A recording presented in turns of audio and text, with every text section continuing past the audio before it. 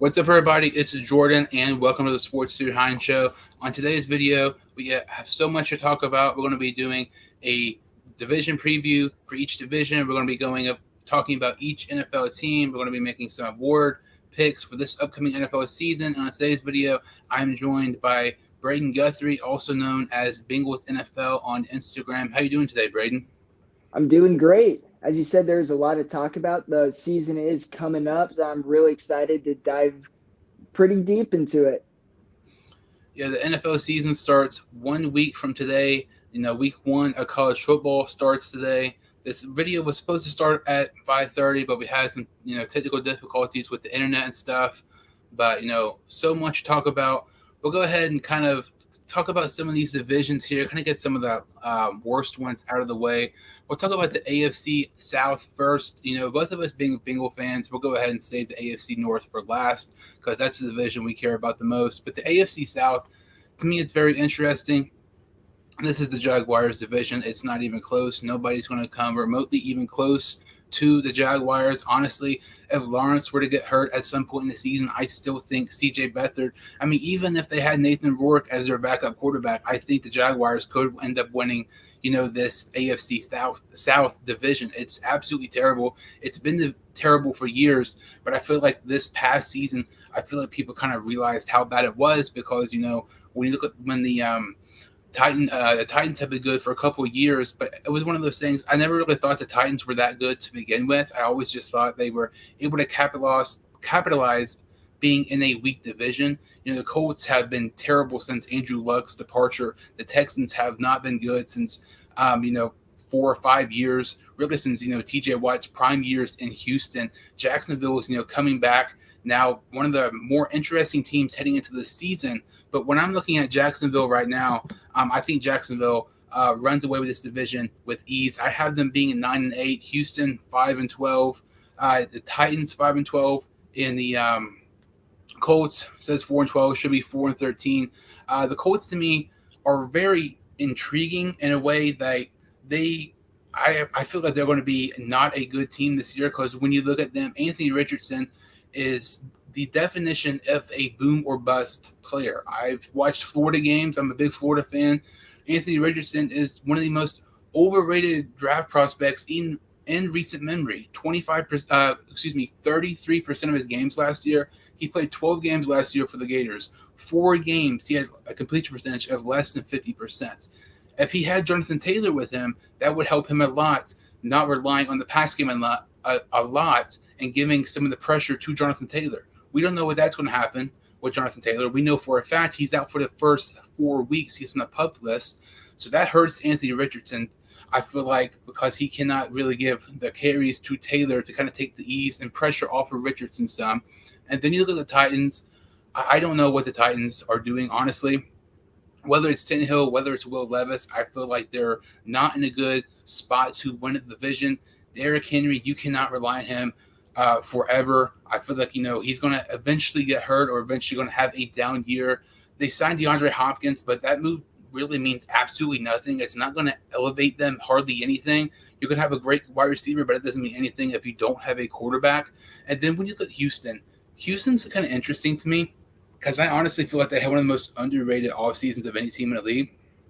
They signed D'Amico Ryans, a former Houston Texans, to be their head coach. They signed some veteran players, guys like Dalton Schultz, a couple other players who I like as well.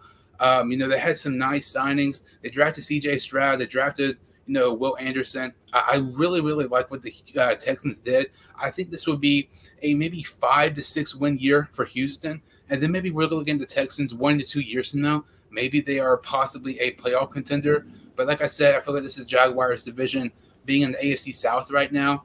I think the Jaguars, to me, are one of the more better teams in the league. I feel like they're right around that 8 to 10 mark of power rankings, in my opinion.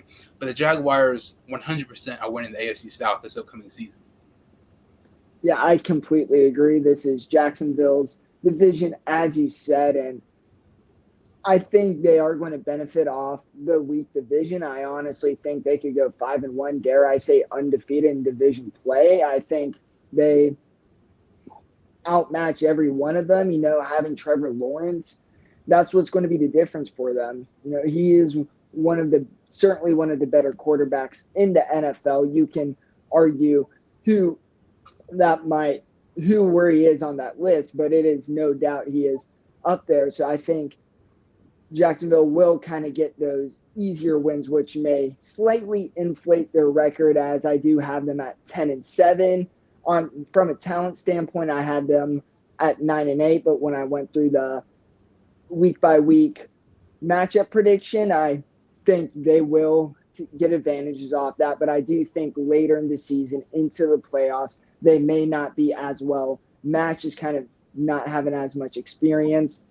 And the Titans, having them at 8-9, I honestly thought I was going to have a few less wins for them. But I agree with you. They seemingly just have no direction. I really don't know what their next steps is, what they're trying to accomplish. Ryan Tannehill going to be the starting quarterback, but he is well past his prime, and he didn't exactly have the best prime of his career. Obviously, Derrick Henry. So I think just from a few of their top guys, like Derrick Henry, I think they're going to be able to escape with some wins, especially against Houston and Indianapolis, who I think they will be better in. But I don't really have high expectations for them. Indianapolis, 6-11. I think them starting Anthony Richardson may be a tremendous mistake. As you said, very overrated prospect. And whether you loved him or hate him, there is basically no argument that he is not ready. As you brought up the college stats, at less than 50%, that is not going to translate well to the NFL. We've talked about this in the past historically. Very, very, very few college quarterbacks who go into the NFL have a higher percentage completion in the NFL than they did college. So all the data really shows this is going to be a really bad idea, especially with just not the completion percentage. And while he has the raw tools, his technique needs a lot of work. A big reason why his percentage completion is a little bad is because his just technique with throwing the football, it is not complete. So he just needs a lot of work. And I think he's going to be thrown to a really bad situation. I would not be surprised if he had a game or two where he performed really, really well, especially against some of the weaker quarterbacks. As you said, boom or bust. I do think he'll have a boom game in there if he is starting the whole season. And Houston at 5-12. I agree, similar to what you said. I just think they're kind of somewhat similar to the Bengals in the 2020 season. The tools are right there, but they just need another year before they take that step. So I think they will lose 12 times this year, but I do think despite that, we will see potential. I do think CJ Stroud towards the end of the season may really start to look really good and give confidence that he'll be a QB1. So I agree. Pretty weak division. I wouldn't be surprised if they get a few more wins like the Indianapolis and Tennessee. I think they may get a little lucky, but at the end of the day, it's Jacksonville's division, like you said. And when you look at Houston, I mean, they have a very nice trio of young, talented defensive players. When you start looking around the league, they might have the best young trio of defensive players in the league in a year or two. I mean, Jalen Petrie was amazing last year. Devil Singletary, their high draft pick, huge, expectation for him. And then you bring in Will Anderson. Houston, like you said, is kind of comparable to Cincinnati. They are very interesting. I really feel like they had a great offseason that's just kind of being slept on because they're a team, despite really their offseason moves, it's not really moves that's going to make them playoff contenders. But if this wasn't a team, maybe let's say the Chiefs, Cowboys, one of those teams, if they made moves like the Texans did, it will be being talked about a lot more because it's Houston and they've not had much success the last couple of years. People aren't really talking about it, which, I mean, I understand, but like we kind of mentioned, the AFC South is the Jaguars division this upcoming season. Going to the NFC South, this is really the only one of two divisions I feel like we have just completely different opinions. Most of the time, we kind of have the same opinions on stuff. This is one of the two divisions where it's just completely different. When I look at the Saints this year, I really think they're going to win the NFC South. I think they're one of the more underrated teams in the league.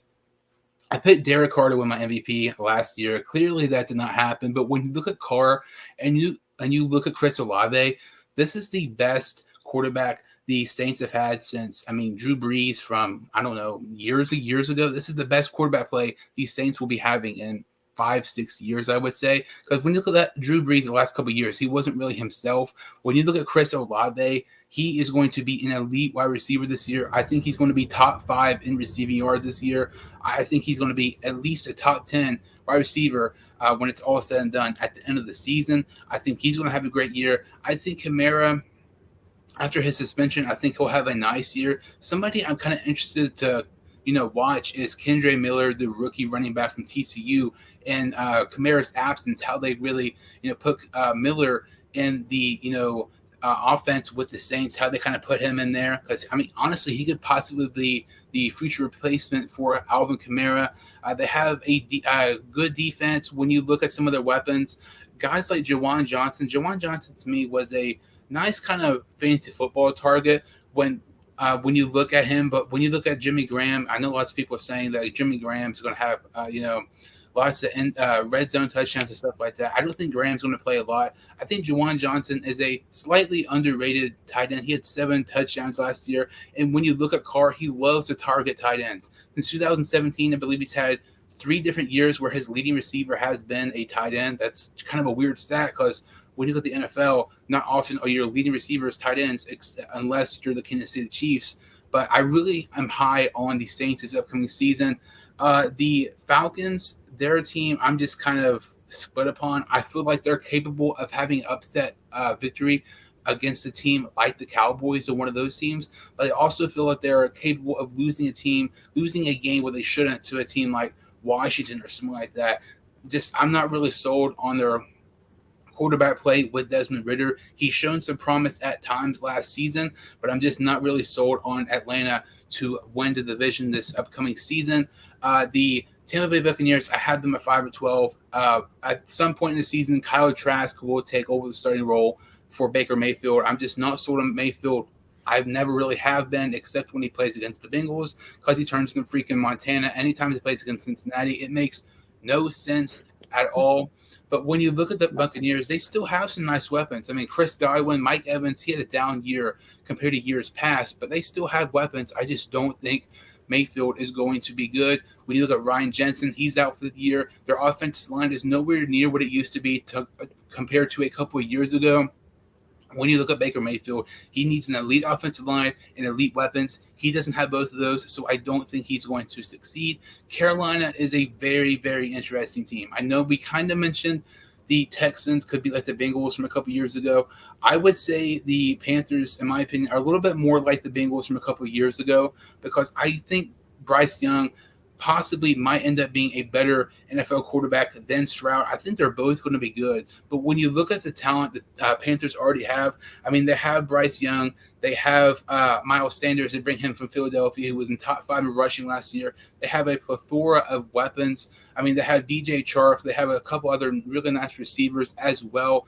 I feel like they are a team who, not this year will be in the playoffs, but I think next year, depending what happens with New Orleans and, some of these other teams in the division, I think the Panthers could very well end up being in the playoffs next year. But it's one of those situations. It's not that I'm expecting the Carolina Panthers to be having like a 10 or 11 win season. It's also one of those things. The NFC just sucks. So an 8 or 9 win season could possibly get them in the playoffs next year. But the Panthers are a team I'm kind of interested in this next couple of years. But I have the Saints winning the NFC South, and the last place team in the NFC South is the Carolina Panthers at 5-12. Yeah, so I know my take on the Saints is definitely going to be a little controversial, and I do completely understand it is a little low, and I was a little surprised how low it was. I want to root for Derek Carr so bad.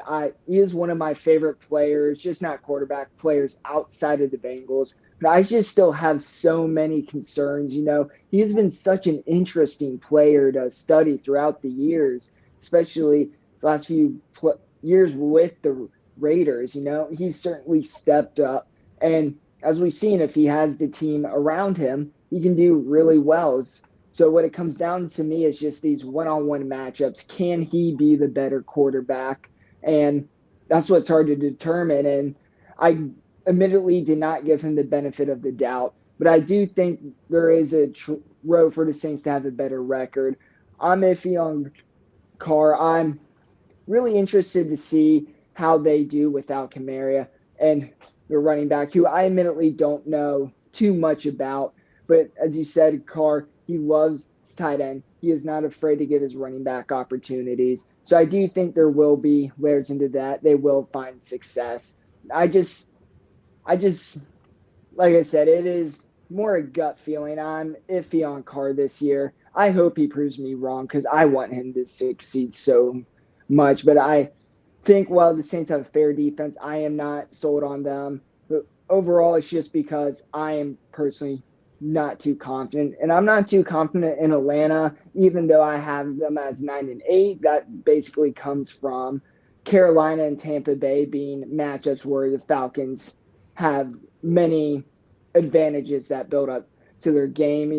While I still think them drafting Bijan Robinson at 8 was not a good decision whatsoever. Arthur Smith is one of the best running coordinator, I guess you could call it run-minded head coaches in the NFL. So he will certainly know how to use that. And I think it will be a situation for Desmond Ridder where if you keep the offense afloat, he will not bring you down. But if that offense struggles, if the run game is not working, he is going to have to step up. And like you said, from last year, there's not much to give you confidence that he will be able to take that step. So I do think they will win more than 500% of their games just because of the talent they have on offense. I'm really hoping Drake London can take the next step. I do think he has the potential. Hoping to see Kyle Pitts kind of go back to his rookie year in terms of yardage and usage, combine that with the touchdowns. But at the end of the day, it comes down to Desmond Ridder, and I just don't think he'll be able to keep up. In Tampa, we seem to have exact similar thoughts in terms of records and why it will be. We've seen the clips of both Mayfield and Kyle Trask in training camp. And similar, my theme throughout these records, I guess, is kind of the quarterback play, and I value that a lot. And not only, this isn't a Desmond Ridder situation for Tampa where he's iffy, but he can get you by. Neither of them can get you by unless, like you said, you're Baker playing the Bengals. He is not going to get the job done. He needs a good offensive line. And when he gets pressured, as we've seen throughout his whole career, he just kind of panics. He just runs out of the pocket. Not a lot of pocket awareness. When he was in Cleveland with a better offensive line, he was kind of able to get away with that. But as soon as the offensive line weakens and he's just running around without protection, that's when people started to realize, oh, hey, maybe he's just not that good. So I just don't think they're going to be a threat. I agree. I think we will see Trask towards the end of the season. I don't think anybody has high expectations for him. I even think Tampa probably doesn't have high expectations. They just want to see what they can get. Maybe they can turn him into a 4th or 3rd round draft pick. Lastly, Carolina, I agree that they're kind of like the Texans, similar to the Bengals. They do have the talent. I think Bryce Young, even though I do think he was the best quarterback in the draft class, just between his size and Carolina's offensive line, I'm very concerned about. When you mix those two, I would not be disappointed if the Panthers suddenly changed their mind to start Andy and not – sorry, his name's slipping, Young. But he is going to be the starter, so I think we're going to see a lot of promise, kind of like Joe Burrow his rookie year. They're probably not going to win a lot of games, but there are going to be a lot of moments in games where you're going to see, okay, this team has potential. He is going to be a really good quarterback. We just need to give him time, put a little more weapons around him, get him a little more help from defense so he doesn't always need to be the hero. So I love their future. Just for this season, I just think they are going to kind of be behind the whole time. I just think they're going to get outplayed, kind of lose those one-on-ones in critical moments. So that's how I see NFC South division, that I think is very weak. And regardless who wins it, I think they are going to get eliminated in the wild card round. Yeah, I feel like I don't know. It's interesting because I'm pretty much dead set on the Saints winning the division, but it's also one of those things. Like I feel like the Falcons, they can be around that 7-10. My opinion, I think their max is 9-8. It just all depends on Ritter, kind of like how you said. When you do these predictions, a lot of it has to come in the quarterback play, and I feel like Carr is without a doubt the best quarterback in the NFC South. And I mean, I don't know. It's just interesting because when you look at some of these, teams. I mean, Bryce Young hasn't played a single snap. We're talking about him. We're talking about the Texans. C.J. Stroud hasn't played a single snap in the regular season. It's kind of weird. Anthony Richardson. It's weird that we're seeing so many young quarterbacks starting week one. Just 3-4 years ago, it was more of a we'll have them start week 5, week 6, have a little time to process, see what's in the field, stuff like that, have them learn a little bit. But now it's almost as if teams are too anxious to wait even those first 5 or 6 games, and they're putting quarterbacks under the fire. And those quarterbacks, let's say they suck the first 5 or 6 games, it's hard to get those confidence back. Look at John Ross with the Bengals. He played early, he sucked early, he never got his confidence back. That was part of the reason why he just wasn't himself and never really lived up to that first round pick back years ago.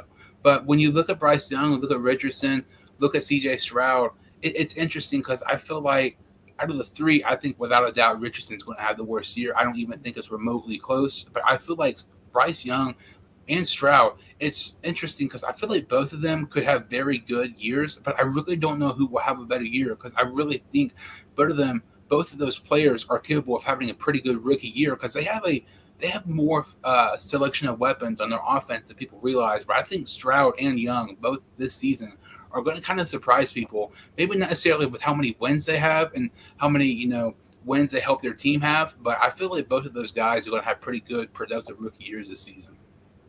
I 100% agree. And if I had to predict who would have the best among those 3, well, I think Young is long run better. I would just say Stroud just because I think he is a bit more kind of prepared in that Texans offense. While he did play at Ohio State, we saw a lot of true pass sets, a lot of 5-step drop backs where he has to process the defense. He's thrown to 3rd, 4th looks, and he's just kind of a little more established compared to Young and obviously Richardson. So we had to guess rookie year. My gut, just from the stuff we've seen in college, I would have to say Stroud. But again, it's just so hard to predict this stuff. And a lot of it is also the offense they are in, especially in these top 5 teams consistently. The coaches use them how they want. They're not always being given the chance to show their full ability. I think Stroud is actually a pretty underrated runner, but he just didn't run it that much. He wanted the pass. I think Ryan Day wanted to keep that consistent. So when we don't even have all the information, it just makes it even more difficult to predict that. Aaron Petrie says football is back, guys. Yeah, I mean, it's crazy. I mean, we are 1 week away from the NFL season. Week 1 of college football starts today. It is just insane. I really feel like I feel like I say this every year, but this year I really mean it. This is without a doubt the fastest offseason ever. I don't even think it's remotely close. Like, it seems like 1 week is actually like a month. Like, it's just crazy how fast this month and a half has gone in the NFL. So, 1 week from today, the Chiefs will host the Lions in the first game of the NFL regular season. Moving on to the NFC East, this is an interesting division. I feel like this is the Eagles division, but I feel like 2, 3, and 4 is literally just a toss-up. You really have no idea. The Cowboys are capable of competing with the Eagles to be first place in the division. But the Cowboys, I mean, they are overrated. They are notorious for underachieving. I mean, who knows? Maybe there could be last in the NFC East. I mean, it's just hard to tell with Prescott and Dallas. But when you look at the Giants, I think they're going to have a down year. When you look at the Giants last season, Daniel Jones played good, but when you go back and watch them, so many other games last year, I feel like they kind of got lucky. There were so many one-possession games, they just barely squeaked by. When you look at Washington, that's kind of interesting. Sam Howell, I don't know how he's going to perform, with them bringing in Eric Bieniemy as their offensive coordinator. I feel it's the situation. It's now or never for Ron Rivera. I would say if Washington doesn't get at least 7 wins, Rivera's probably gone. I feel like he's kind of underachieved with Washington the last couple of years. Despite not having great quarterback play, they've had a underrated team on the roster this last couple of years, and just Rivera has not really got the most out of them. The Cowboys, I mean, you don't really know what they could be. They could be 7-10. They could be 11-6. You just really don't know with Dallas. I feel like they're one of the most inconsistent teams in the league. Like I said, it's kind of Philadelphia's division to lose. I had them win the division 12-5, but I will say I think the Eagles, they have the best roster in the league right now. But when you look at the Eagles, I feel like people are downplaying the fact that they lost their offense coordinator and their defense coordinator. Losing Gannon and losing Shane Steichen, why is that not being talked about? Like, that's crazy to me. If this were Cincinnati and the Bengals lost Callahan or Anarumo, I mean, NFL Network, Fox Sports 1, First Take, all those things would be talking about, oh, that's a huge loss for Cincinnati. They're not going to win the division, stuff like that. But the Eagles, I feel like they're just getting like a free pass by losing two main coordinators who had a huge part of their success last season. I feel like the Eagles will be good, but I think they're going to take a slight step back simply because they're losing two elite coordinators who now have head coaching jobs. But I have the Eagles with no surprise winning the NFC East here.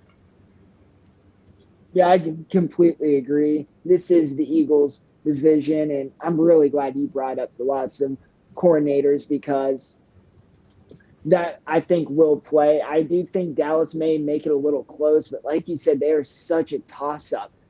No matter what, I am hitting the over on Dak Prescott interceptions. I think that's free money.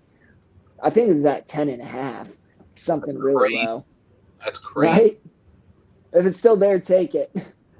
But I do think you have talent. I think they can get by the Giants and Washington, which will kind of kick them into that second place. They could even get a wild card, especially if they do get 10 wins.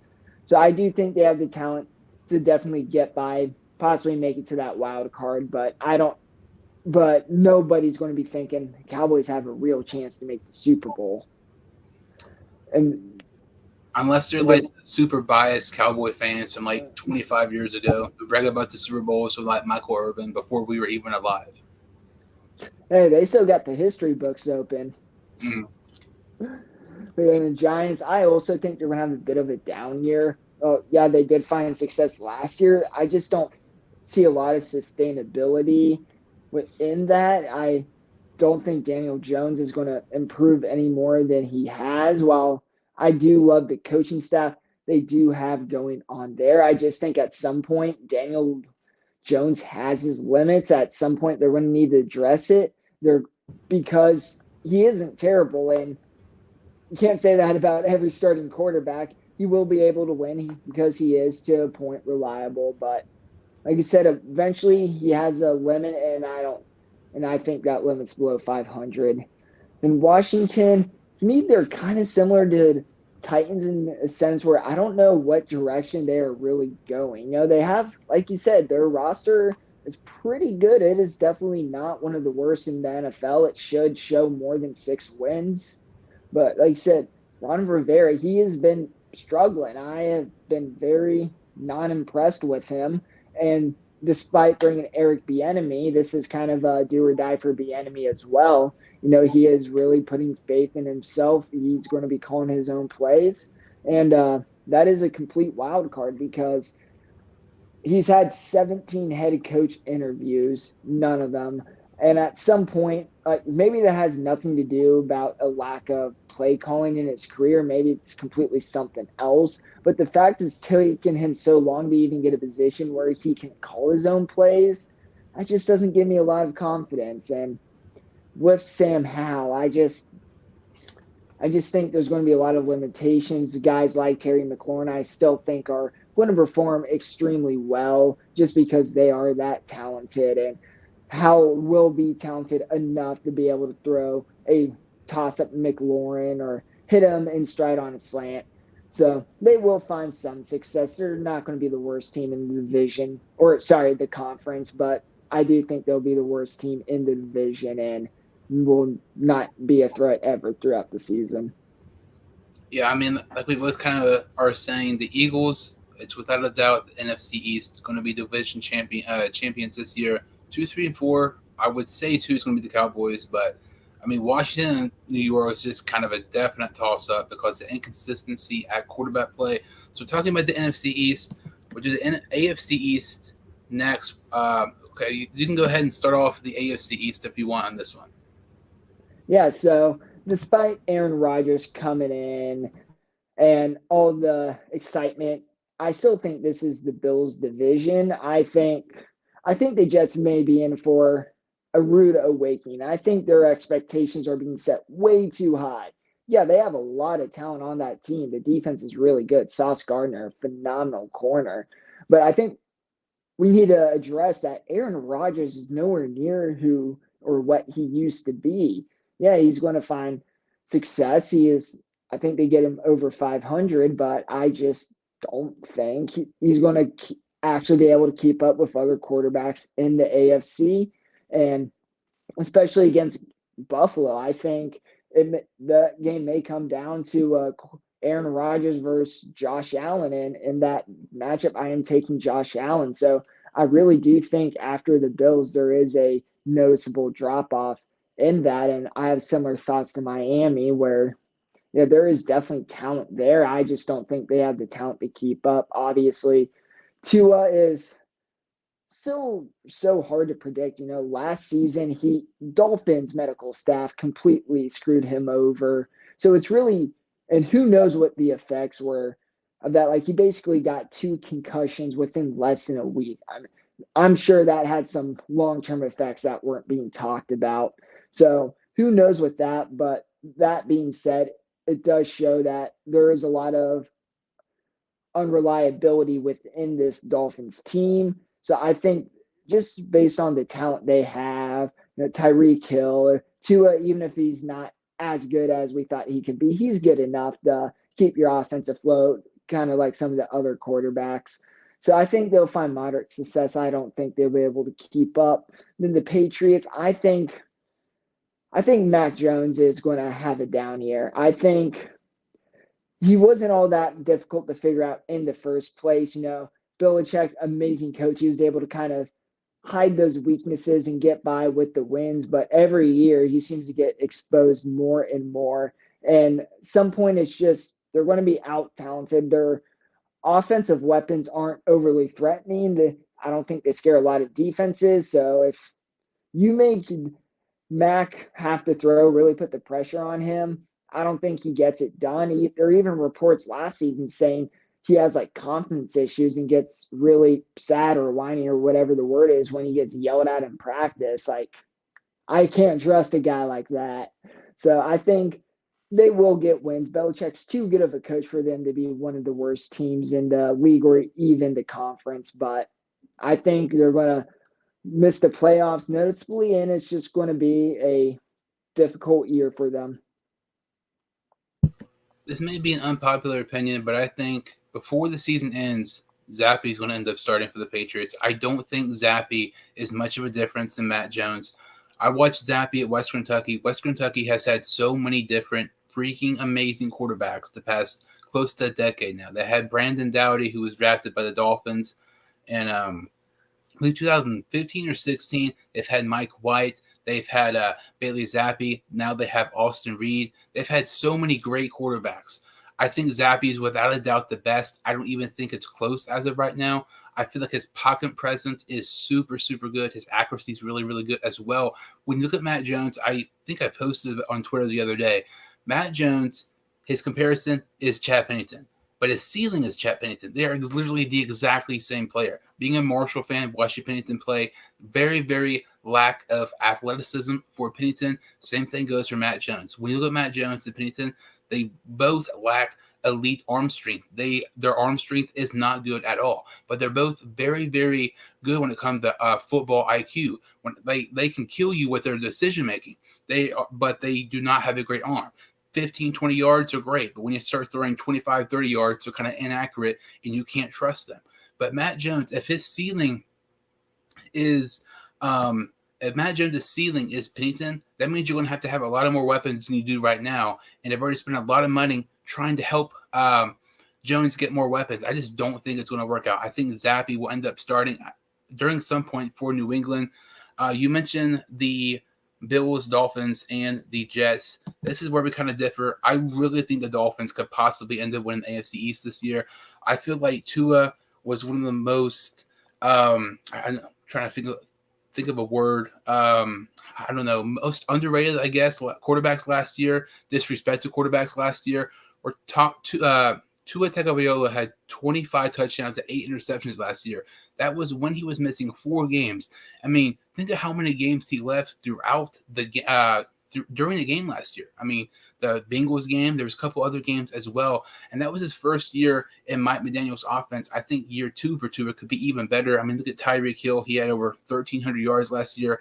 Tyreek Hill, Jalen Waddle, I think it's the best wide receiver duo in the league. I know that's definitely debatable, especially among Bengal fans. But when you look at the weapons that the Dolphins have, and if Tua can stay healthy, I know it's a big if. I really think the Dolphins are capable of winning the AFC East.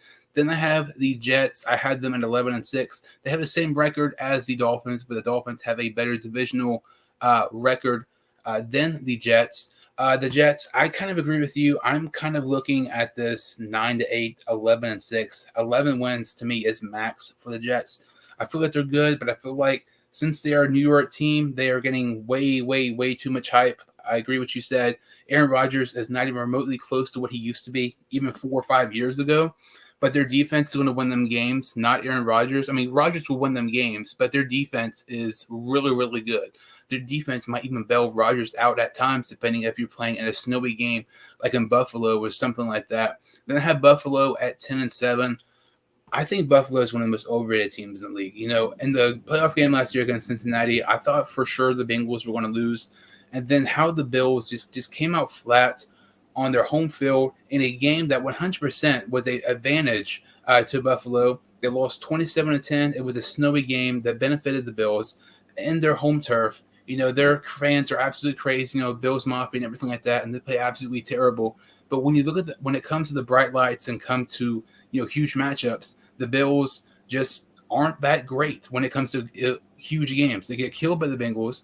The playoff game the year before, they lose to the Chiefs. I know it was an overtime game and stuff like that, but they still lost, and people give them an excuse they did not have the ball in overtime. They still lost. I feel like the Bills are one of those overrated teams. I think they're definitely capable of winning the AFC East. I would not be surprised at all. I know most people have them winning the division. I just think they're going to have a slight down year, and I think the Dolphins are going to have a better year than people think, and the Jets are obviously going to be better than they were last season.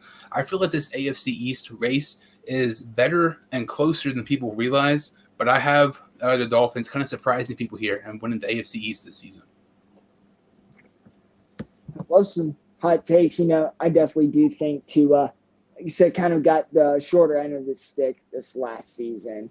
And if he is fully healthy and he truly isn't dealing with any neurological issues, because that is what makes it so challenging, because it is really hard to fully recover from those for them to not have long-term effects, and not being in kind of the known gets tricky. I think the Dolphins could win up to 12 games this year, honestly. I think kind of like some of the other teams I've been lower on, kind of the Saints, I'm just in the unknown. And when I'm in the unknown, I seem to give them the shorter end of the stick. So, you know, talking about the AFC East, we'll switch here to the AFC West. AFC West, this is a division which looking at the AFC West last year, you know, you thought, you know, this could be a very interesting division. Any 4 of these teams could end up making the playoffs. You know, the Chiefs, some people did not even pick them to win the AFC West. They end up winning the division. They end up winning the Super Bowl with their first year without Tyreek Hill. And then, you know, you look at the Broncos.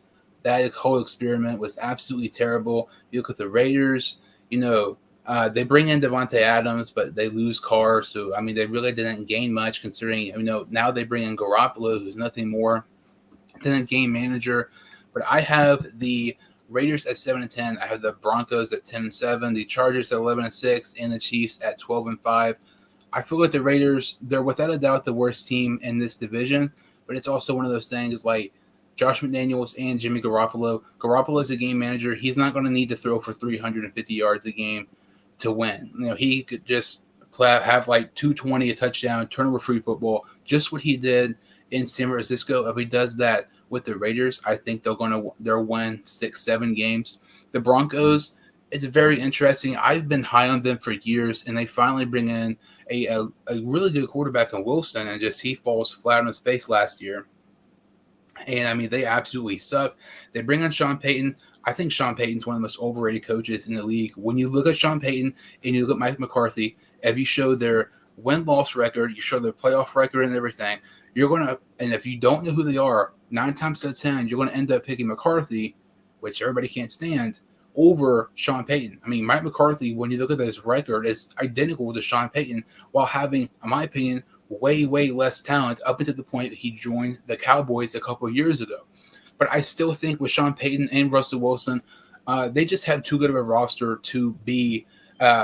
They have too good of a roster to not be an 8-9 win team this upcoming season. I feel like the Broncos should be better, and I feel this is a kind of a last chance type of situation for Wilson, which is crazy to think just a couple of years ago.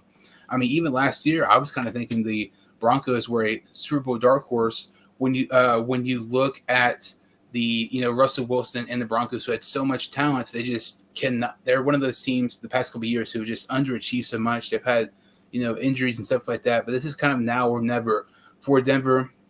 The Chargers 11-6.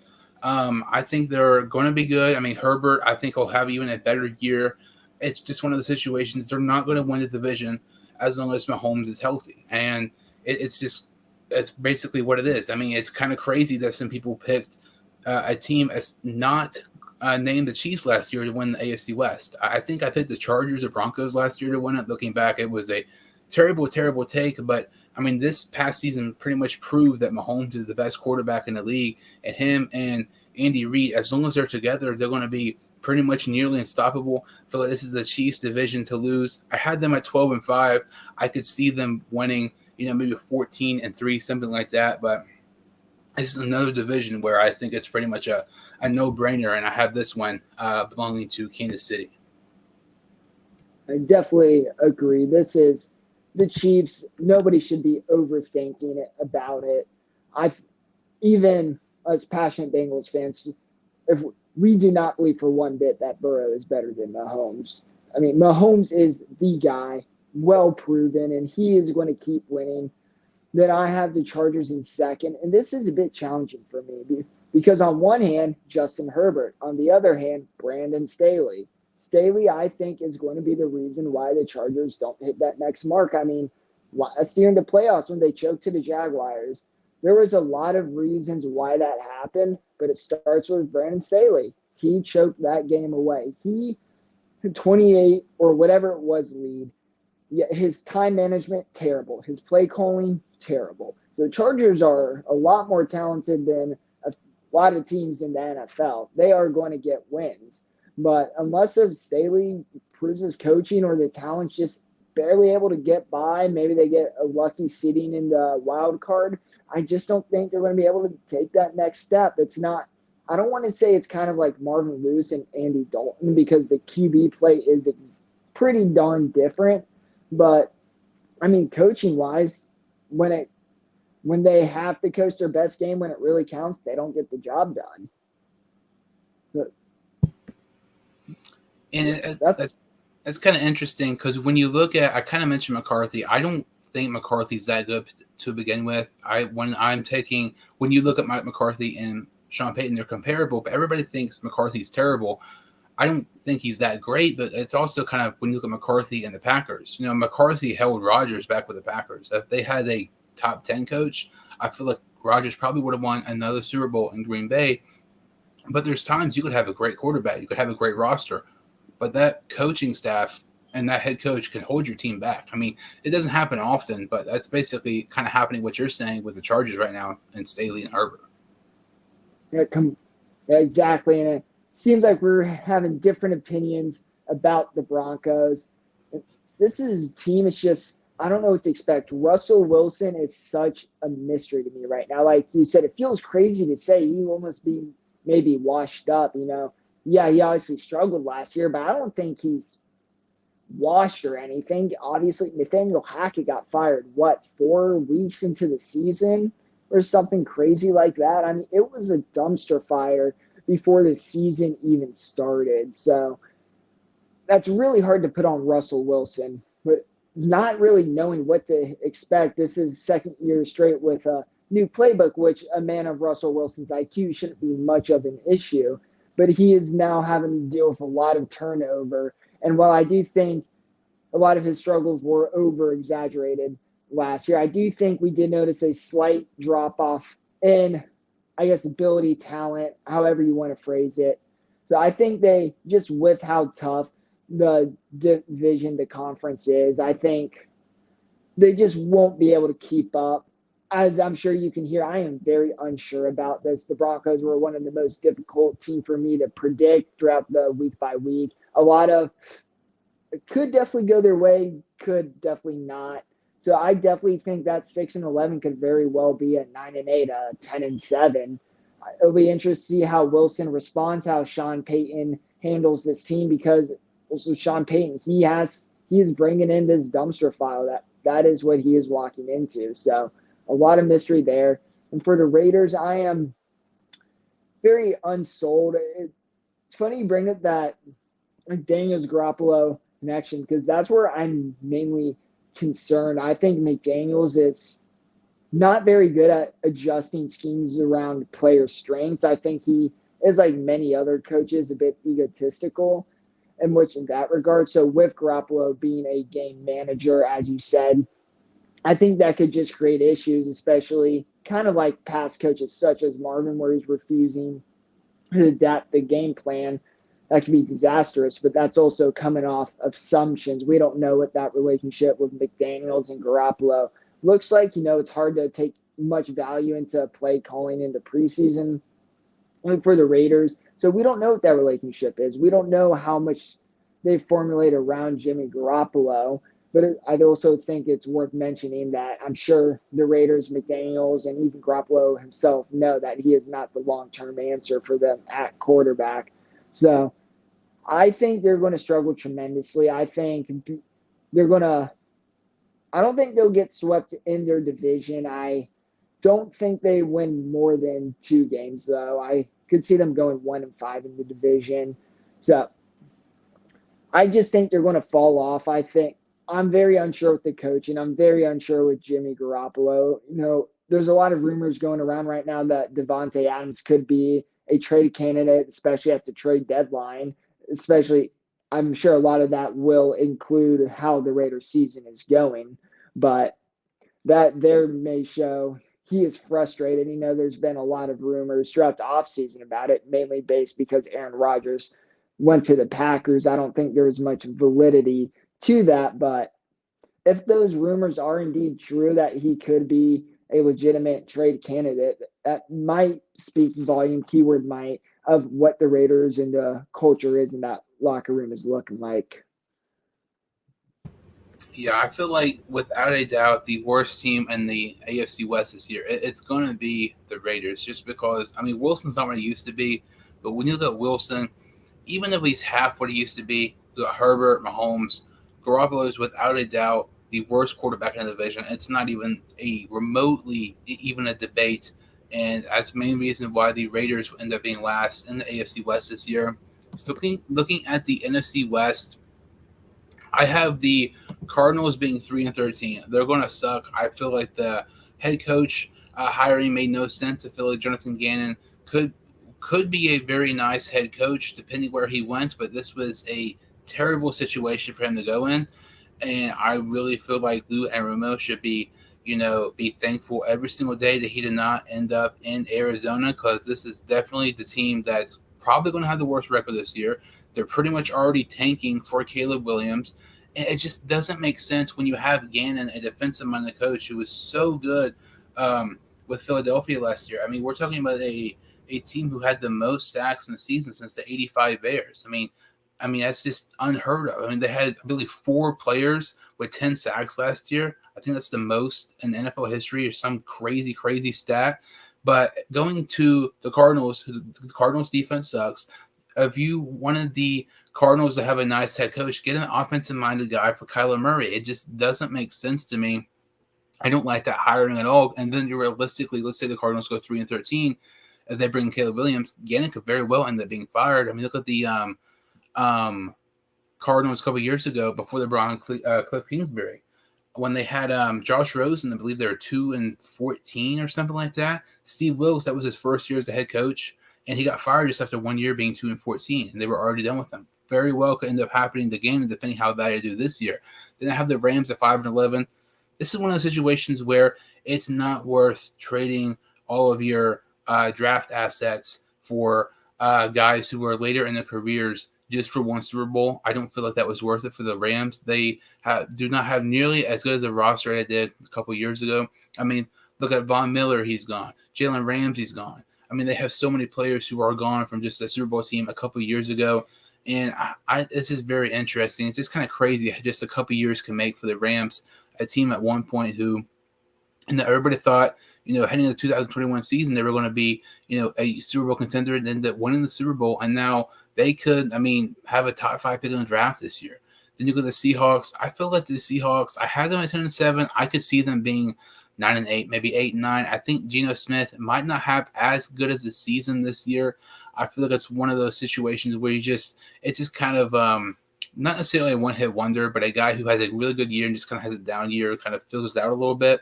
But I feel like Geno Smith won't have as good as the year as he did compared to last season. But Seattle's a very interesting team. I mean, they have Metcalf, they have Lockett, then they bring in Jackson Smith and the Jigba. They had a really nice draft. I feel like they're a very interesting team to watch out for, but I still think this division belongs to the 49ers. Whether if it was Brock Purdy starting all games, whether it was Sam Darnold, whether if it was, Trey Lance, but decided to trade him, and that trade still makes no sense to me. Any of those three quarterbacks, they could have Alex Smith from years ago with the Alex Smith from years ago. No matter who the quarterback is for the 49ers, they're going to win a division. It's a system. You just have a game manager, 220, touchdown, turnover-free football. They're impossible to beat. They have an elite defense. They have elite skill players. Ayuk, Deebo Samuel, Kittle, McCaffrey. That is amazing. They have one of the best linebackers in the league. And Fred Warner, they have a stout defense. I just feel like the 49ers, regardless who the quarterback is, they're going to be one of the best teams in the NFL just because how good of a coach Shanahan is. Yes, when it comes to the NFC Championship games or Super Bowl, I feel like he declines in coaching. He's not as good. He's not really, he kind of folds under pressure. But regular season, it's very, very hard to find a better coach than Kyle Shanahan in the regular season. Andy Reid, maybe 2 or 3 other coaches, that's it. I feel like the 49ers, they're 100% winning the NFC West this season. I 100% agree. This is the 49ers division. I don't see any threat. And Seattle is such a weird team to me. I know I only have them 2 wins more, but I think – or the San Francisco have 2 wins more, but I think that's going to seem like a larger gap regular season. And yet we disagreed a little, but I very much agree with what you said about Geno Smith. I think last season was kind of his cat, He's over 30. There's really not much to suggest he's going to get better. While he did definitely impress a lot of people last year, myself included, he also didn't show like he has a lot of untapped potential there. He looks like a good NFL quarterback. That's what I saw, and that's good for the Seahawks. Not every NFL team can say they do, but he's not somebody who I think he can match up with Josh Allen or he can match up with Justin Herbert. He may keep them in the game, but if this game comes down to quarterback play, as we've kind of talked about throughout the video, I just think that's where it's going to hurt the Seahawks. Obviously, the 49ers QB position is very different. Like you said, it is a system. They win. I do think I don't want to say no faith. I have little faith that Brock Purdy will make a step as a really good quarterback. Now, I don't think that will do much harm to them, but I think it may cost them a win or two. But point being, they have their system. That system is going to work. Brock Purdy does not need to be perfect. He won't be, but you got Christian McCaffrey. You got one of the best head coaches in the NFL. This team is going to win. It is going to win the division. And the Rams are kind of another team I don't see a lot of direction for. Stafford, he's past his prime. He's been past his prime. He's not doing anything to help the Rams. The Rams put themselves into this position, and they know they would. Obviously, they went that all in. Then, if they didn't win that Super Bowl, which unfortunately we all know too well they did, then the situation they're in right now, McVay would have been fired by now.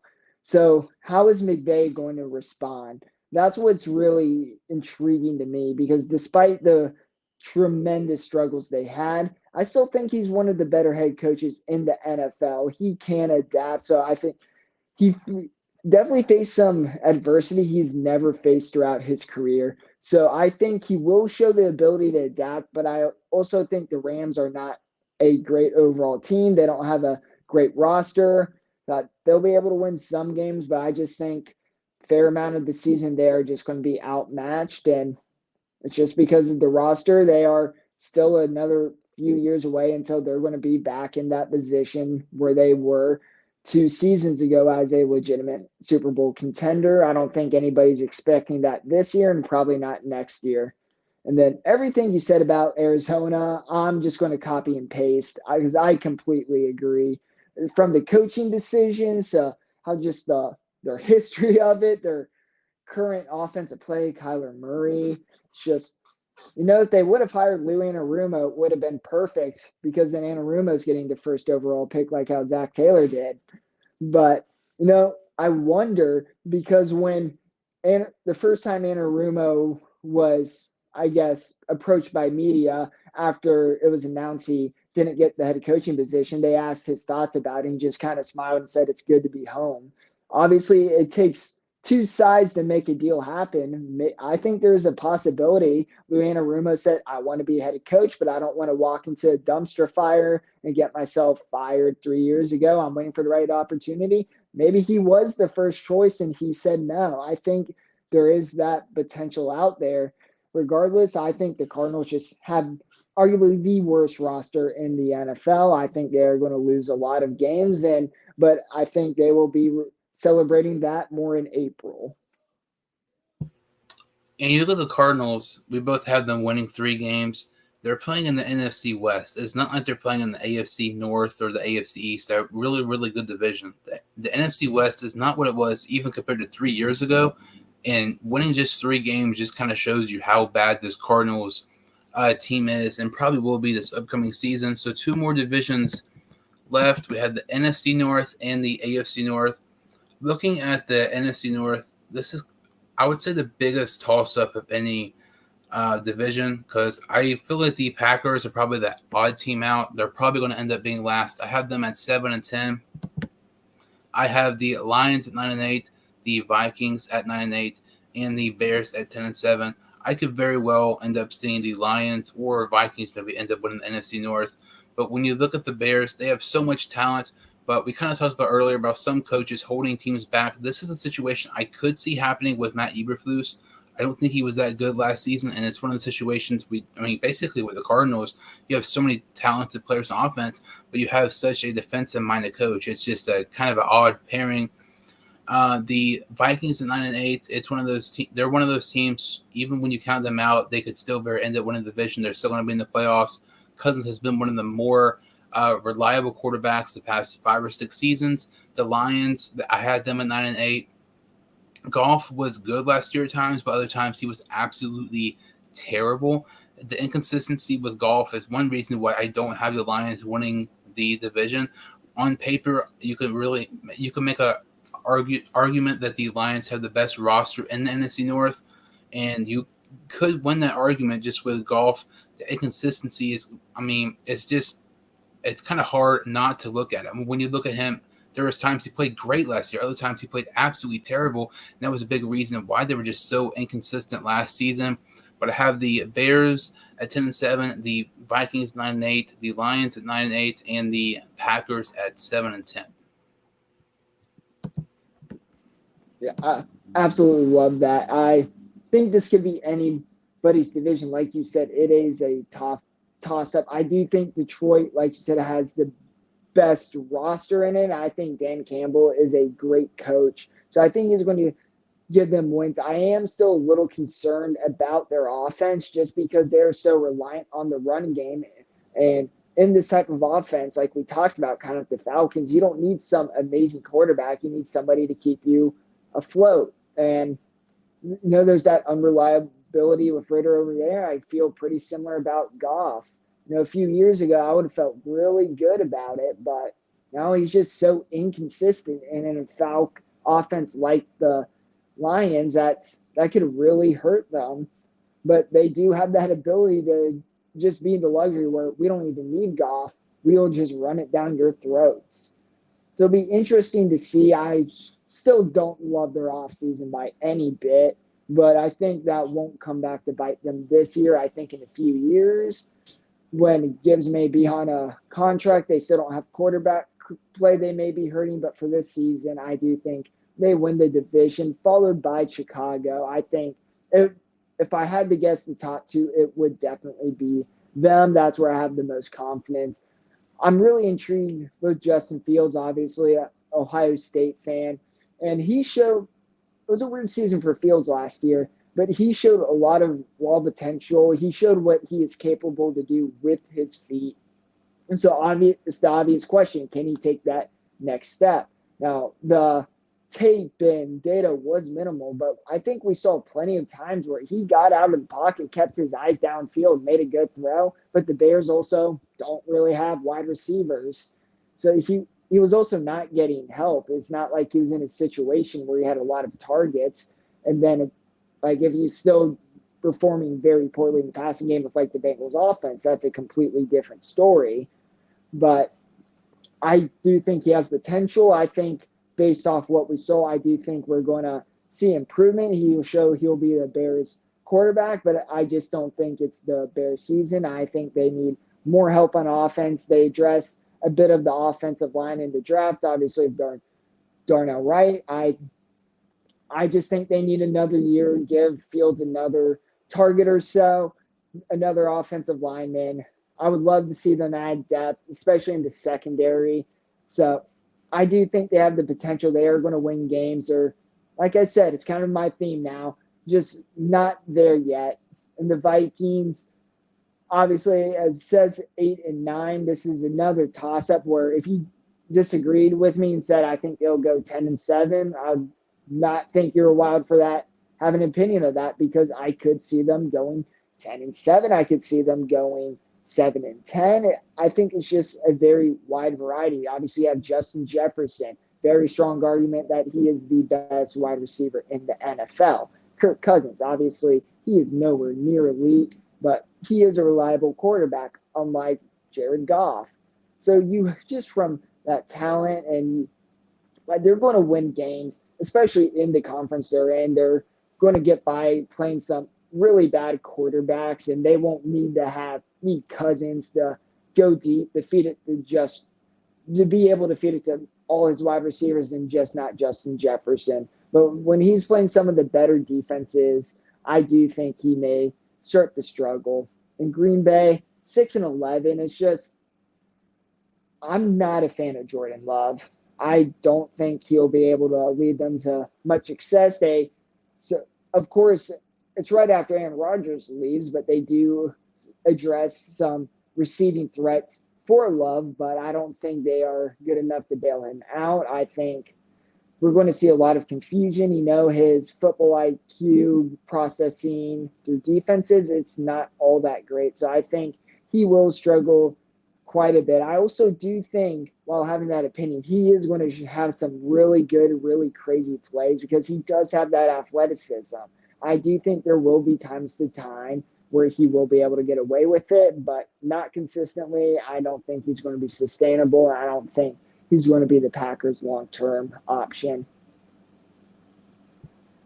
Yeah, when you look at Green Bay, I would say they're definitely one of the biggest question marks heading into the season simply because when you look at Jordan Love, he's a big question mark in himself. You don't know how he's going to, help this offense with Green Bay. So talking about the NFC North, the final division is the AFC North.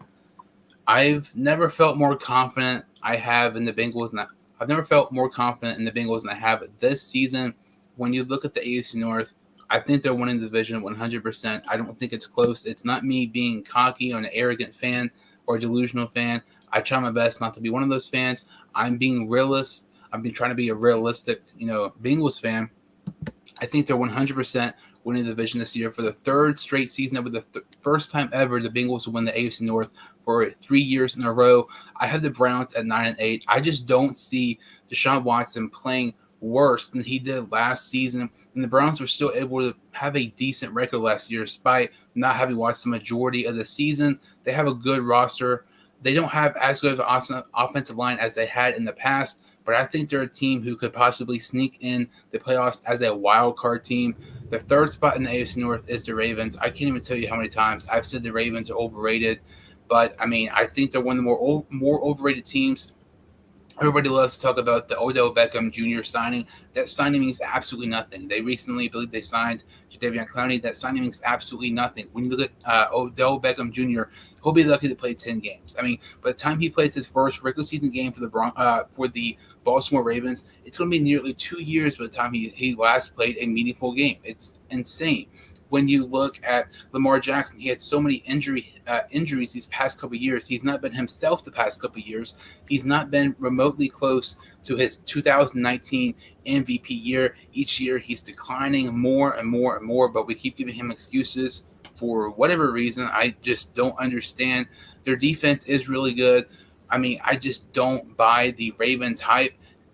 Time and time again, they somehow get bailed out by Justin Tucker. They could be having, a game where they should not be losing, to one of the worst teams in the league, and Justin Tucker makes a game-winning field goal and bails them out after a very, very bad performance. It's happened time again last year. It happened time and time again the year before. During the 2021 season, I have the Steelers at 11-6. I know this is a very, very unpopular opinion. I'm super, super high on Kenny Pickett this year.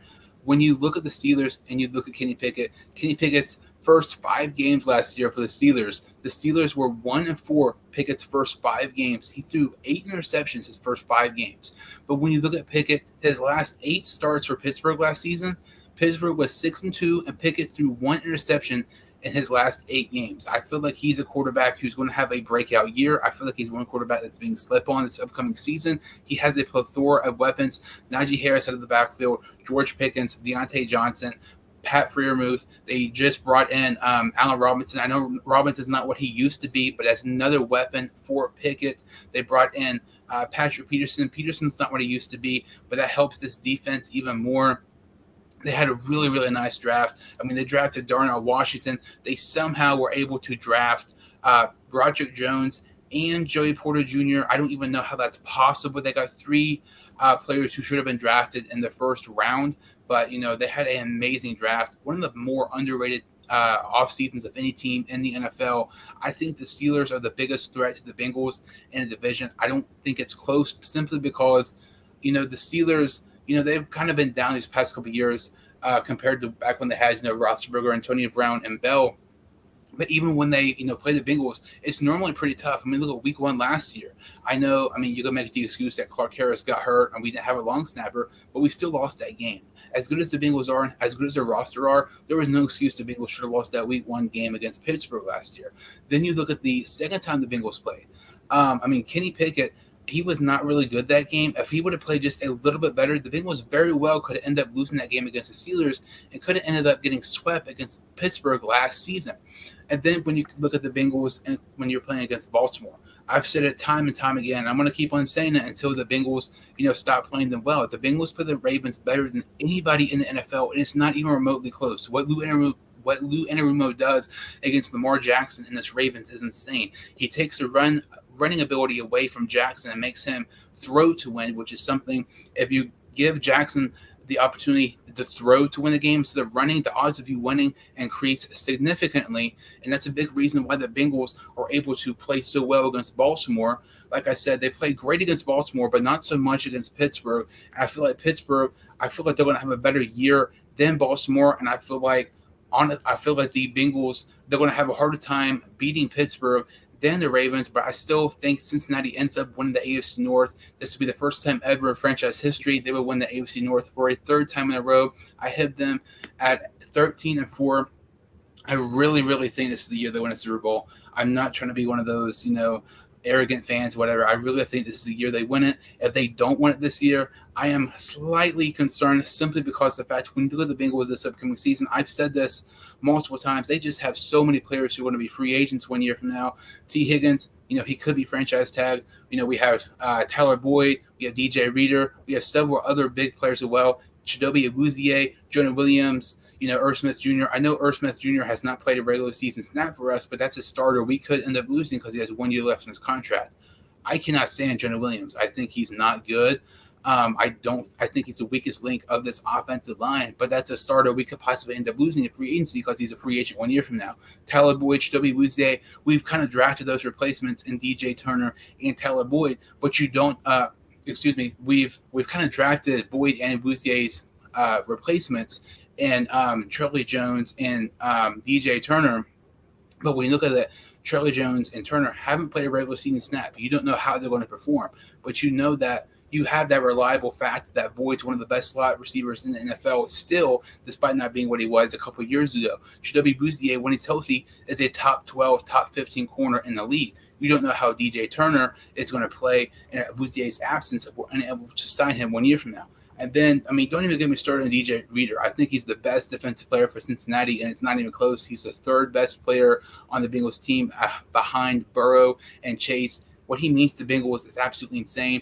When you look at Reader, when the Bengals were when Reader was on the field for Cincinnati last year, I believe they gave up 3.2 rushing yards per carry. When he was off the field, I believe it was 4.5 or something absolutely insane. He is the heart and soul of this Bengals defense, and we take him away, that is a huge loss for this Bengals defense. So when you have Cincinnati and all of these players who could possibly end up being free agents now, you're not going to be able to re-sign all of them. And, who knows what's going to happen, but I really feel like this is kind of a now or never for the Bengals this season to win a Super Bowl. Logan Wilson even said in the interview a couple of weeks ago, it's Super Bowl or die. He's not wrong because this is the year the Bengals have to win it. I'm not saying the Bengals won't ever win a Super Bowl if they don't win it this year, but when you look at it, if they don't win it this year, I feel like their odds decrease a decent margin and much more than people realize. I think they win the division with ease, and I think they win more than the division this year. I think they finally end up winning the Super Bowl for the first time in franchise history.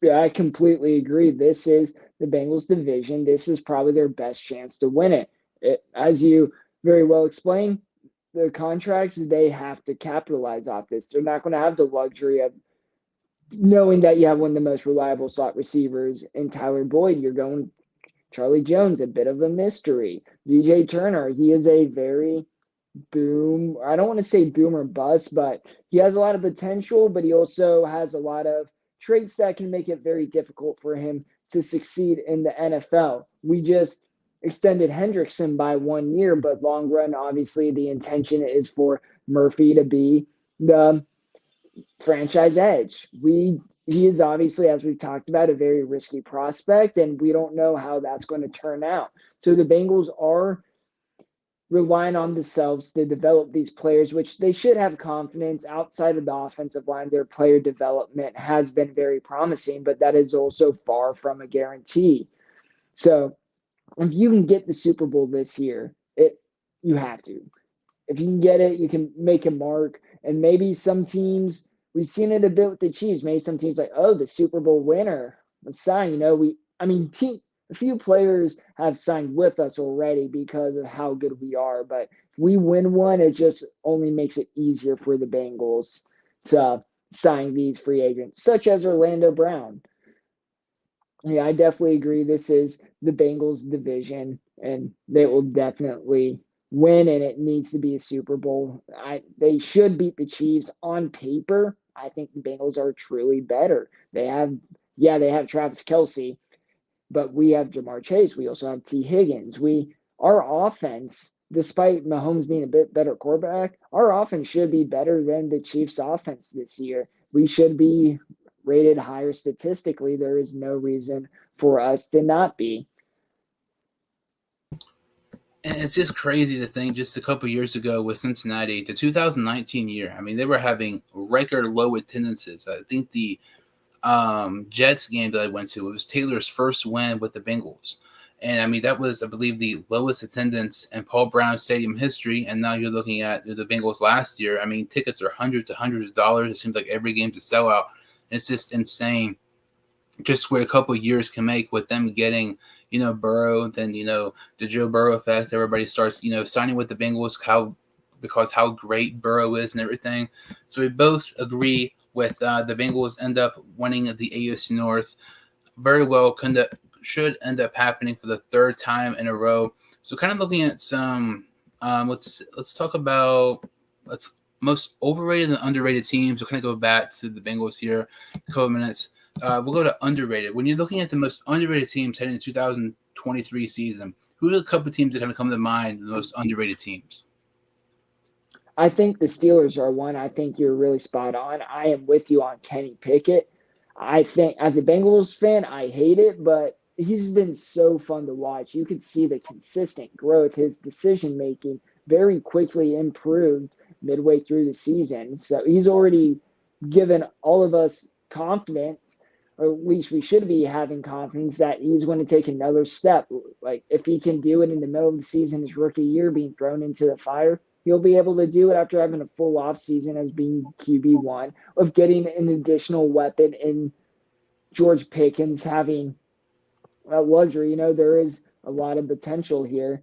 And I think the Steelers are one of the most underrated. I think a lot of people are expecting they can maybe slip by 500 again because Tomlin's a good coach. I think they're going to get past 500. I think they are going to, partially because Tomlin's a good coach. The other part being because Kenny Pickett is a pretty good quarterback. While he's not the most athletic guy in the world, he still has a lot of places where he can get better from where he is now, and that's a little scary to think about.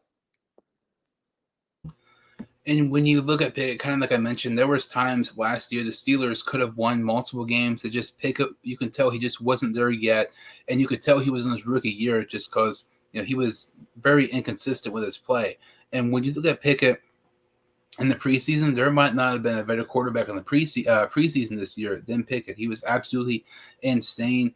And if that was just a slight reflection of what it could be for Pickett this year, I think he's going to have a great year for Pittsburgh. And I do think the Steelers' weapons are a little bit overrated. I mean, Deontay Johnson had 0 touchdowns last year. Trent Irwin had 4. I'm not saying Irwin's better, but I mean, Deontay Johnson, it's crazy to think he had 0 touchdowns last season. When you look at Pickens, I think he's good. I think he's slightly overrated as well. But, it's one of those things. If you just have so many of these weapons like the Steelers have, I think they have they have more decent guys than they realize. Just people mainly talk about Deontay Johnson and Pickens when they have guys like Freiermuth and Allen Robinson as well. I feel like they have just more guys who just people aren't really talking about. And then, I mean, their defense, Alex Highsmith, Fitzpatrick, TJ Watt, arguably maybe the best trio of defensive players in the team in the NFL. It's certainly debatable. But I think the Steelers are definitely an underrated team. I would probably put them at number 1, 2, and 3. I mean, it's a toss-up. Like I said, I really like the Dolphins. I think 2 is going to surprise some people this year. 28 touchdowns, 8 interceptions. That was with missing 4 games. He had 3,400 passing yards last year. If he's healthy, I think he gets 4,000 this year. And I think if he's healthy, the Dolphins could very well end up winning the AFC East, surprising a lot of people. And I mean, that was in year 1 with McDaniel. I think year 2 could very well end up being a better year for Tua.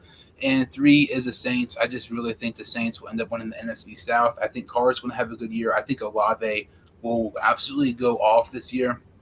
When you look at Olave, everybody talks about, Olave, Garrett Wilson, wide receivers who were drafted the same year from the, same college, Ohio State. Lots of people think Garrett Wilson's better. I think Olave is better. I think he's going to prove it this year. He's going to have a ton of yards. I wouldn't be surprised if he had 1,300 yards or something like that this year. But I'm really high on the Steelers, Dolphins, and the Saints for the most underrated teams. So when you look at the most overrated teams heading into the year, who are some of the teams you're kind of thinking of? I think we got to start with the obvious, the Ravens.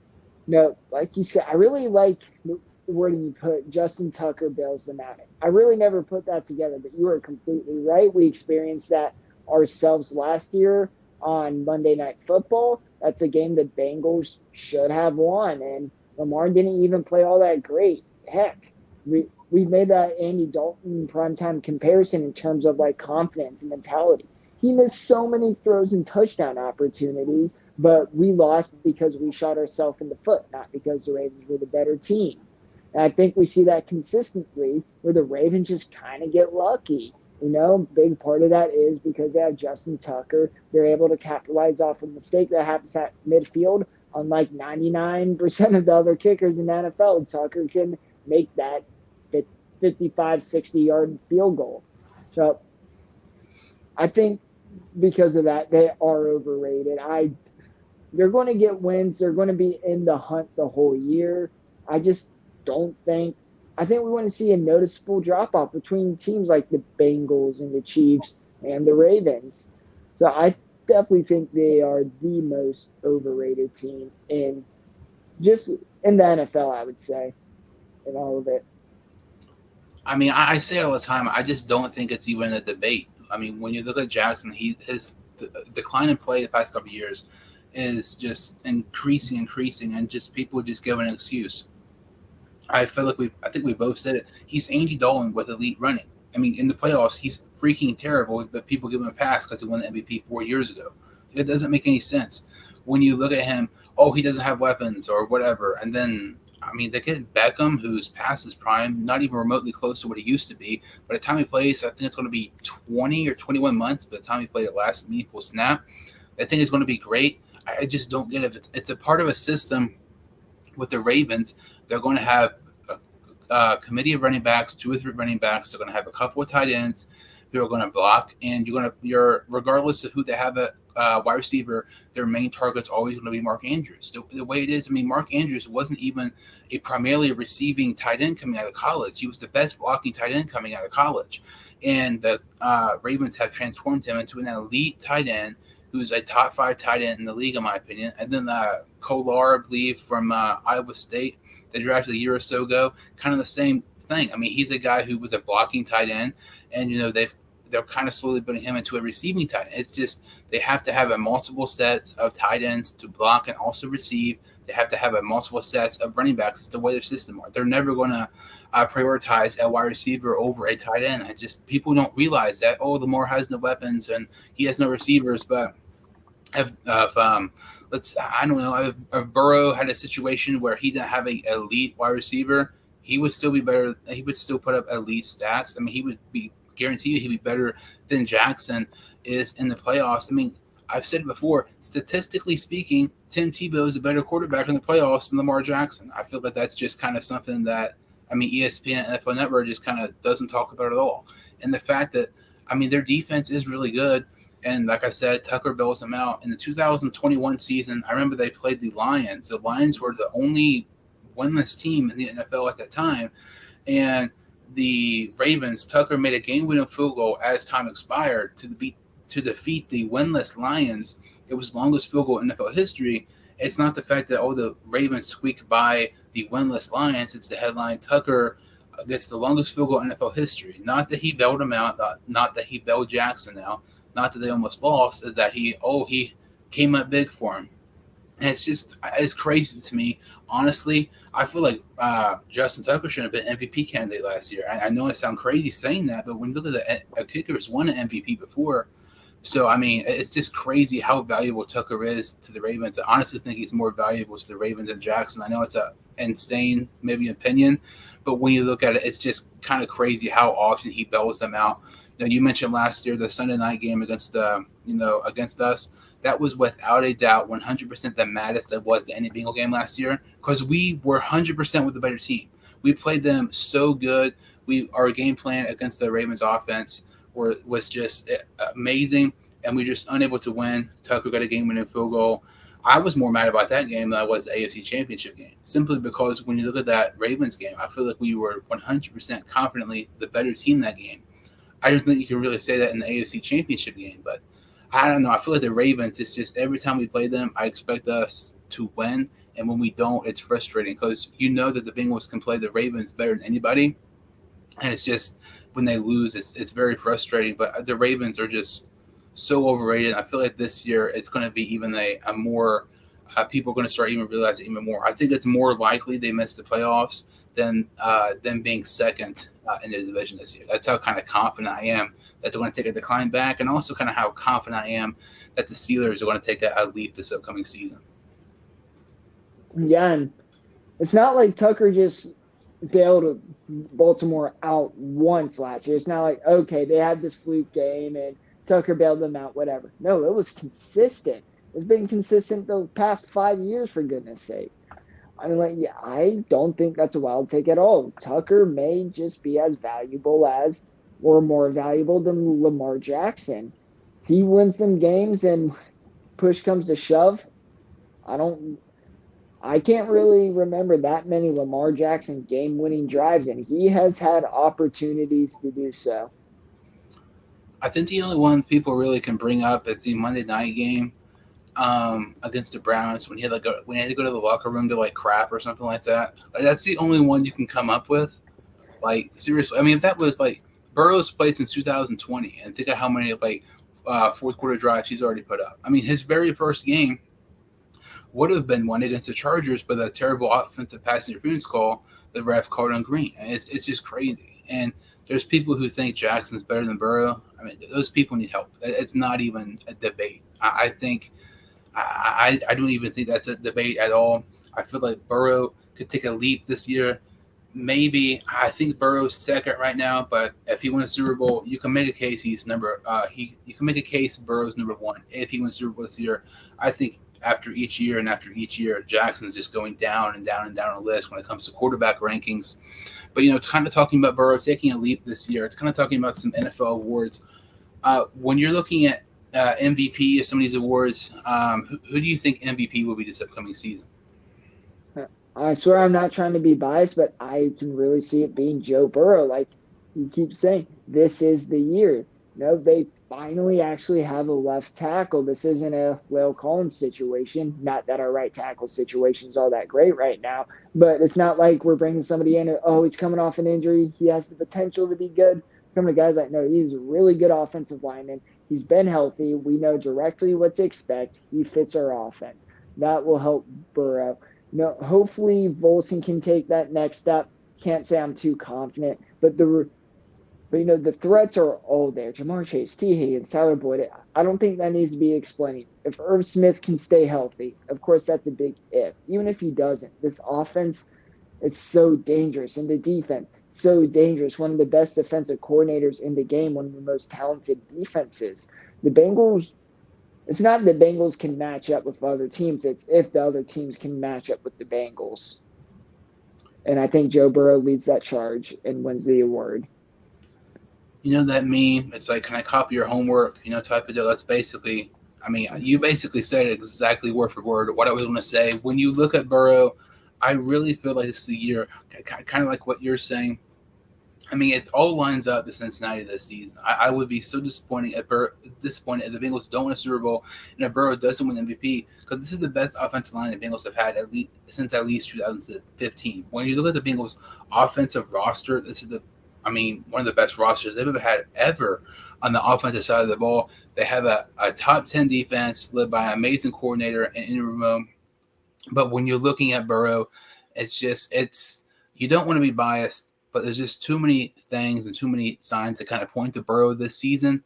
I'm going to say Burrow. I always like to take a dark horse for the MVP. I mean, last year I picked Carr. A couple years ago, I was stupid enough to pick Drew Lock. Clearly, I did not. I was not right on that one. But when you look at Burrow, I think he makes the most sense. I'm going to give a dark horse person. My dark horse pick for MVP would be Tua. That's if he can stay healthy. If he stays healthy, I think he's going to be a top 7-8 quarterback this year, 100%. But I feel like Burrow is the safest bet of anybody just because I think he's going to, want to prove people wrong. The fact that there's still some doubters for Cincinnati and stuff like that. It's just kind of crazy. And I feel like Cincinnati kind of knows that they have to win it this year. And Burrow, I feel like he's going to have a huge, huge year. the fact that we have a not elite, but a very good offensive line play helps a lot. When you look at our offensive line, I really don't feel like it was talked about enough the second half of the season. When you look at our Halloween loss against the Browns, that game to the end of the season, the final game against the Ravens in Week 18, the 17th game of the year, I believe we did not allow 3 sacks or more in any game or something like insane like that. And when you look at it, it's not a coincidence that we won like every single game pretty much up to that point. I believe, I mean, when you look at it, our offensive line was very, very good second half of the season. It was a top 10 when it came to how good our offensive line was when not allowing sacks.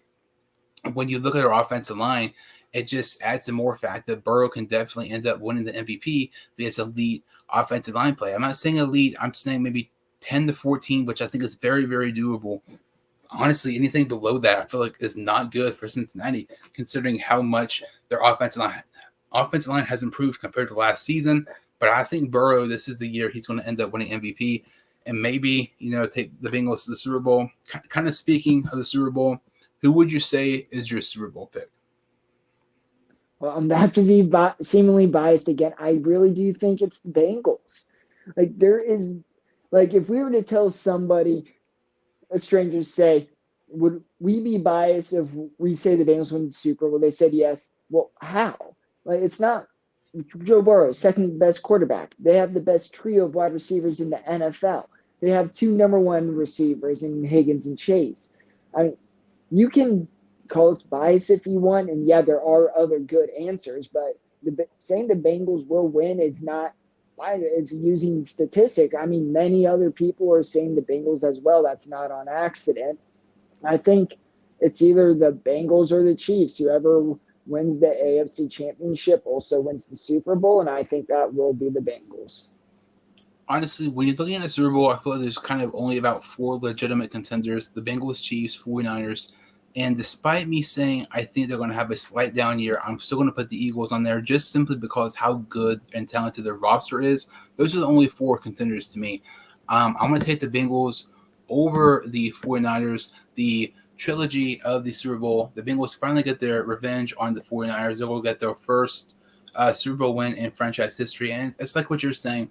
Like, I try my best not to be biased. I feel like I'm one of the least biased Bengal fans out there, especially when you're looking at Bengals podcast shows and stuff like that. There's so many Bengal fans who are light biased. I'm not that at all. But when you look at this, I just really feel so confident about Cincinnati winning the Super Bowl. I've never felt more confident about the Bengals winning the Super Bowl than I have this season. And I just feel like it's kind of almost as like a revenge tour type of thing. When you look at Cincinnati, the refs were bad in the AFC Championship game, but I feel like we just really did not deserve to win that game. When you look at throughout the regular season, after that Browns game on Halloween, we looked like a completely different team. The second half of the season, we were pretty much the best team in the NFL. And I just really feel like this is going to be the year to Cincinnati Bengals win a Super Bowl. I think they're going to win it over the 49ers. I already kind of mentioned, I don't care who the quarterback is, the 49ers. They're winning the NFC West. They're going to be a top 2 team in the NFC, regardless of who their quarterback is. And I mean, regardless of who wins this matchup, this is a possible game of the year candidate just based on the Super Bowl matchup in itself. An elite offense and the Bengals a really good defense as well. And the 49ers, elite defense, a top 10 offense, so many skill players. Like this says game of the year and all over it. I mean, this is a Super Bowl matchup that I feel like it could be great. And it's kind of crazy. I kind of mentioned earlier, just a couple years make. I mean, we were already talking about who we were going to draft like before even September ended, like in 2019. We were already doing mock drafts because we suck so bad. And now we're doing predictions of the Bengals to win a Super Bowl. And if we don't win a Super Bowl, it's a bust. I mean, the 2021 season when we beat the Raiders in the wild card matchup, it felt like that was like a Super Bowl victory, and just so much has changed since then. Like we just wanted the playoff win, and now this past year, I could care less about a playoff win. I want to win a Super Bowl. And I feel like this is the year that they're actually finally going to end up doing it. Yeah, it's funny because in that moment, that was such a historic moment. That's the first time in our and many other people's lifetime to see the Bengals win a playoff game. That was literally their biggest win since it was the Super Bowl was it was after the loss of the Super Bowls when the playoff drive would start, correct? Yeah. Yeah, so since the Super Bowl, that was the most important game in Bengals history outside the Tank Bowl to get Joe Burrow. But there's so much there. And yeah, it's just insane that wild card moment. But then, like the next day, it felt so weird. It's like, oh, we still have a season to go. That's just a playoff win. Got to keep going. Which is like, it felt so good. And in that moment, I think it's rightfully so. I think we all had very justified reasons to celebrate and be as happy as we could be as Bengals fans. But now that doesn't matter. We have that win. We are a team who should be fighting for the Super Bowl, not hoping we can get a wild card win. Yeah, it's just kind of crazy. I mean, when you're looking at Cincinnati, I really feel like they are a team. They are the team to win a Super Bowl this upcoming season. I feel like if not the Bengals, I think the 49ers. To me, I feel like they have the best chance simply because they have an elite offense and defense year in and year out. They are so consistent, and even with injuries they've battled throughout the past couple of years, they've still managed to go to the NFC Championship, Super Bowls, and stuff like that. But kind of previewing each division here, kind of briefly talking about each NFL team, kind of talking about the Bengals, some stuff like that, most overrated teams, most underrated teams. So, Braeden, you can tell some of the listeners who can follow you on social media. Absolutely. You can find me, sorry, bad wording, on Instagram, Bengals_NFL. That is where I am the most active. Daily posts, especially with the season coming up, probably more than one post a day. You can also find me on Twitter, Bengals_action. Somebody beat me to the Bengals_NFL. But that is where you can find me on Twitter, and I tweet a lot of Bengals stuff. I also tweet a bunch of random stuff such as WWE and Marvel movies. And then you can also find me on YouTube, not as active there, but you can find the channel under my name, Braeden Guthrie, or if you look up Bengals NFL and you go under profiles and not the videos themselves, my name should be one of the top results. I'll definitely put the links in the description below so people can check out your content on YouTube, Twitter, Instagram, and everything else. We kind of talked about the Bengals the last probably about 15, 20 minutes. We're going to try to do a video Sunday evening. We're going to go through every single Bengal game on the schedule.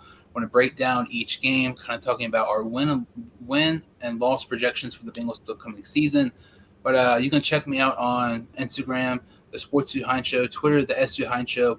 If you're new to the channel or if you've seen what videos before, I would really, really appreciate it if you like this video and subscribe to my channel. Thank you all so much for watching. I'll see you all next time on the Sports Dude Hines Show.